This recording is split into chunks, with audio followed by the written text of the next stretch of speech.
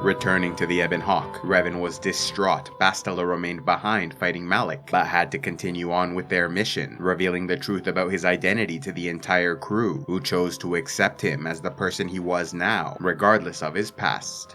Traveling to Korriban, Revan infiltrated the Sith Academy, gaining access to the Valley of the Dark Lords, where he explored the tomb of Tulak Hord and Marka Ragnos, as well as Ajunta Pall, even meeting and convincing his Force ghost to find peace by once again embracing the light. Yet it was in the tomb of Naga Sadow that he found the final piece of the star map, and so with their mission complete, fought their way to the ship and departed. Seeking the Starforge, they followed the map coordinates to the planet Lehon and sent word of their success to the Republic before being shot down by the Sith fleet. Crash landing on Lehon, the crew survived, eventually finding the Rakatan elders, who remembered Revan for his past betrayal of their people. Apologizing, he helped them however possible to gain their trust, and was once again granted access to the temple, where he could deactivate the disruptor field, protecting the Starforge. But before they could, they were met by BASTILA Shan, now the dark side apprentice of Darth Malak. Tortured into joining the dark side, she believed Revan was weak, and so attacked, only to be soundly defeated. Surprised by his power, BASTILA explained that she did not truly care for Malak, and only sided with him because she thought Revan was weakened by his return to the light side. Yet now she was convinced his continued strength resulted from his inner darkness, and so offered herself as both lover and Sith apprentice, so they could overthrow Malak and rule the Empire together. Deeply saddened, she no longer sounded like the woman he knew. Revan refused the offer, and so she called him a pathetic fool, and returned to Malak's side.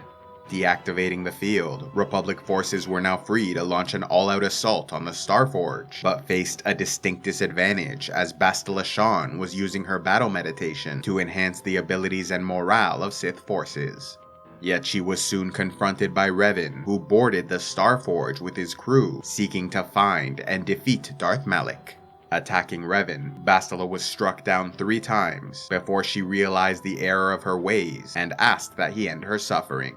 Refusing to kill her, Revan instead expressed his love for her and asked she return to the light side. Hesitant at first, she ultimately gave in and admitted her love for him, claiming she no longer feared those emotions. Moving on to the final battle, Revan faced off against his old apprentice, and at long last struck him down before exchanging some final words in which he apologized for leading Malak into the dark side.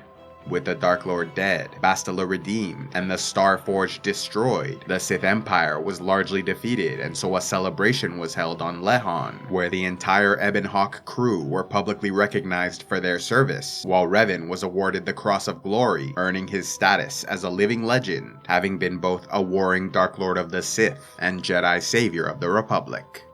Losing their Sith master, the remnants of the Empire turned against each other in a struggle for power, allowing for the Republic to easily destroy or scatter their forces. As for Revan, he personally led the invasion of Korriban to clear it of Imperial influence before retiring from public life.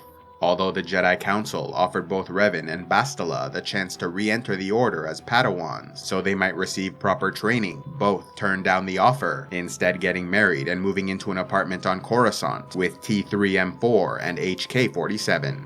Believing that his unique knowledge and perspective might be valuable, especially in studying the relationship between the dark and light sides of the Force, Revan naively approached the Jedi Council, hoping to teach them all he'd learned.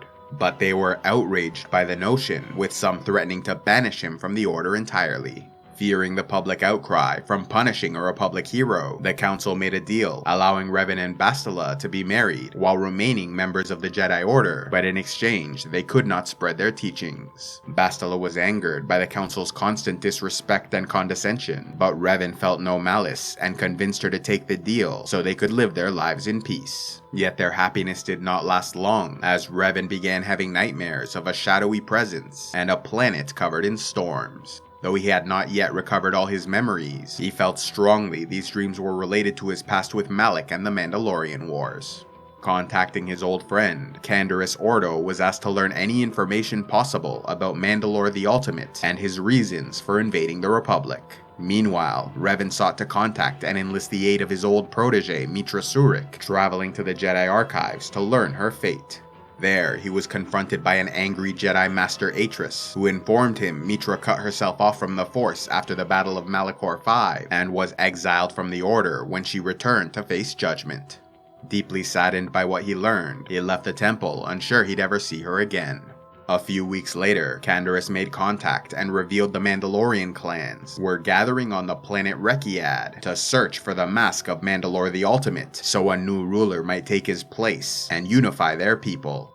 Understanding the threat a united Mandalorian army might pose, and believing he was on the right path to understanding his visions, Revan planned to join the clans in their search on Rekkiad. Though Canderous suggested reuniting the crew of the Ebon Hawk for this mission, Revan decided against it, as HK-47 was too aggressive. Carthonasi reported to the Republic, Johani and Bindo answered to the Jedi Council, and Mission was busy running a successful shipping business with Zalbar. This left only Revan, Canderous, T3, and his wife Bastila, believing her presence would make up for not having the others. Yet when he returned home that night, he learned his wife was pregnant. Feeling great joy at the news, Revan was soon forced to lessen their happiness by revealing his plans to embark on a mission to save the galaxy from the threat haunting his dreams. At first, Bastila was furious he was leaving and even suggested joining the journey despite being pregnant, but in the end, she accepted his decision, knowing it was Revan's duty to stop or delay this galactic threat as long as possible so that their child might live a long life of peace. Putting their sadness aside, they shared a last night together before Revan left Coruscant, never to see his beloved wife again.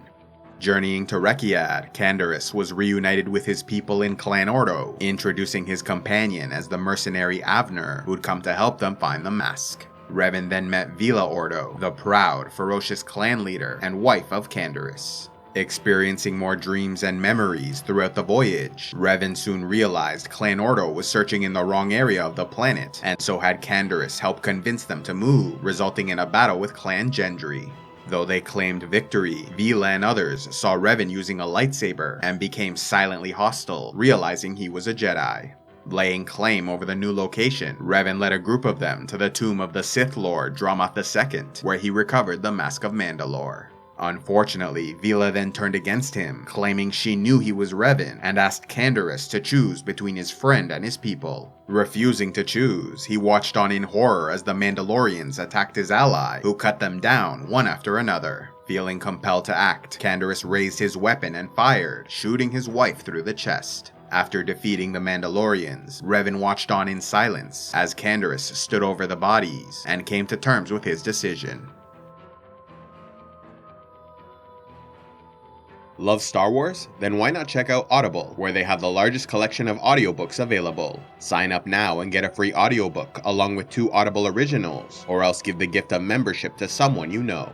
If you prefer to read your stories, then click on the link to the Kindle Unlimited plan and get access to as many ebooks as you wish. If you haven't already, be sure to check out the Star Wars Old Republic series, including Book 3 exploring the life of the hero Revan after the Jedi Civil War. A special thanks to all those who contribute to Civilization X, like Sith Ben 24, Sir Rick Lone, Barachado, and Delacruz the Freed. If you'd like to help the channel, please go to patreon.com/civilizationx, where you can sign up and gain early access to videos, vote on future content, and access the Patreon-only series, Heroes of Lore and Legend.